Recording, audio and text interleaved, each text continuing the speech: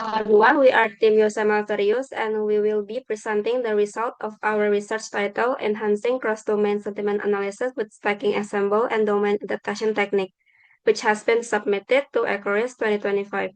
This research is a collaboration between Josep Octavianus de Santo, Silverius Calvin, and Meli under the supervision of Iren Aninda Putri Iswanto and Setiawan Jodi from the Computer Science program at Bina Nusantara University. So for the background, we chose to conduct research for this paper because the main challenge in cross-domain sentiment analysis is that the dataset for training and testing have significant differences in vocabulary, language style, and terminology. As a result, model accuracy tends to be very poor. Therefore, this paper aims to improve model performance by applying domain adaptation and stacking ensemble learning techniques. The combination of these methods is expected to enhance model accuracy even when the training and testing datasets come from different domains.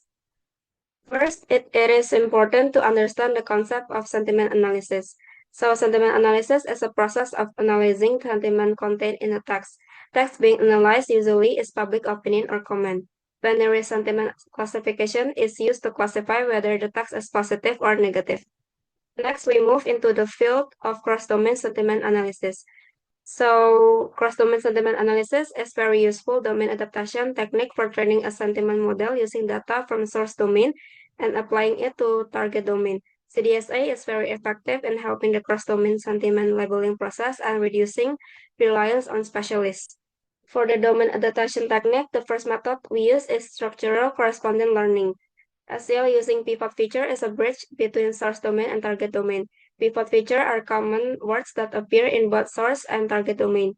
Pivot feature is selected based on its frequency in both domain and also using mutual information.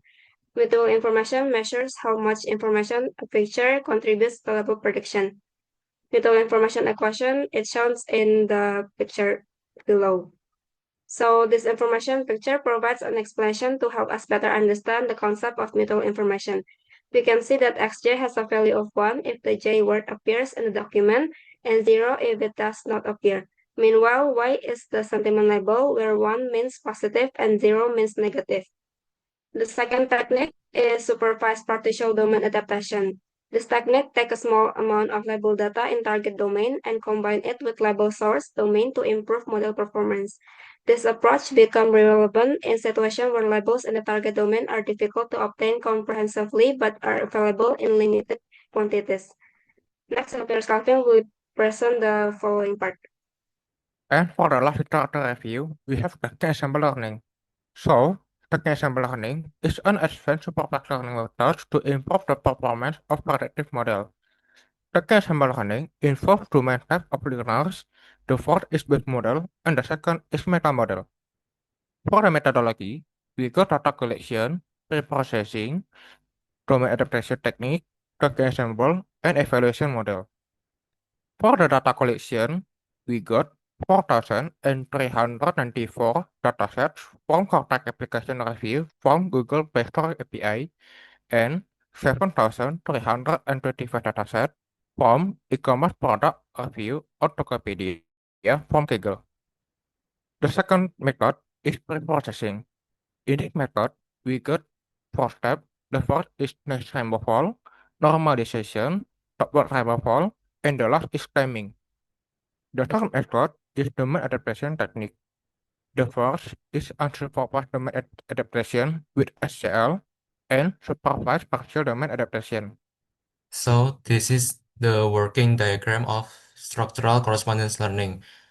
First, we load the data and then we factorize the data using convectorizer so that the data can be used by the model. And then we choose pivot features in two steps. First, we using mutual information and we select top n features with the highest MI score. After that, we filter again by checking the frequency of each feature in both domain.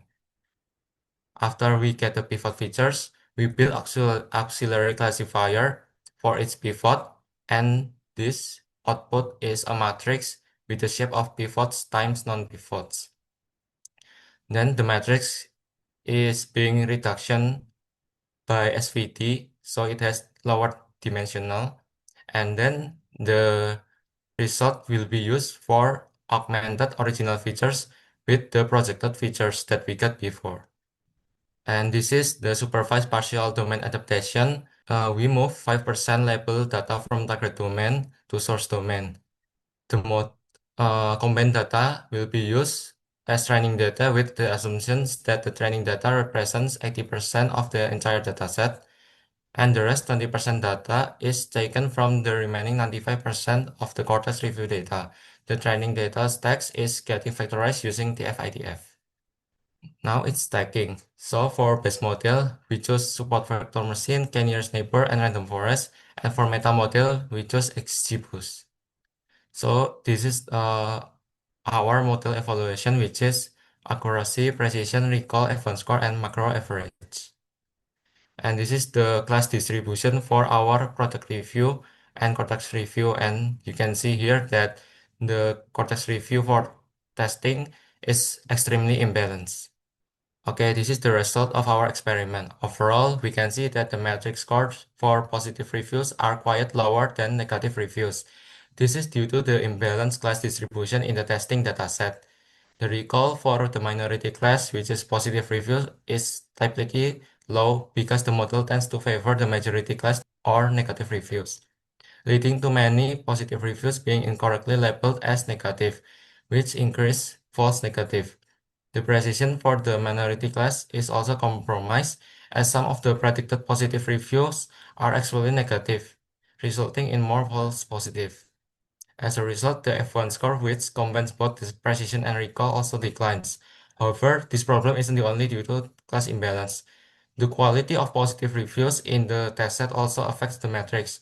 Many positive reviews are very short, often just a word or two. This is provide limited context and make it harder for the model to detect sentiment. Additionally, features learned in source domain might not be present in the target domain, causing the model to struggle in identifying a single positive word as positive sentiment, especially when there is not enough context compared to longer, more detailed review. On table 1, we test the performance of single model without using any domain adaptation technique, and we got that SVM model is the best compared to other single model in accuracy score, precision on positive reviews, recall on negative reviews, and event score on positive and negative reviews. Because in this case, SVM is the best single model, we then compare different domain adaptation technique on SVM as we shown in table 2. SVM model has the best score on every metric compared to SVM with structural correspondence learning. On table 3, stacking with supervised partial domain adaptation has the best score on every metric, and stacking only without any domain adaptation has higher accuracy than some of the single model like KNN, RF, and XGBoost. If we take a look at table 2 and 3, we can see that models that use supervised partial domain adaptation have slightly better metric score than models that use structural correspondence learning.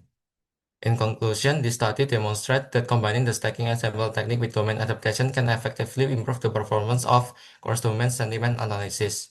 The best F1 score we achieved was 94.6% obtained by stacking three base models, which are KNN, SVM, and Random Forest with XGBoost as the meta model, along with the application of partial domain adaptation.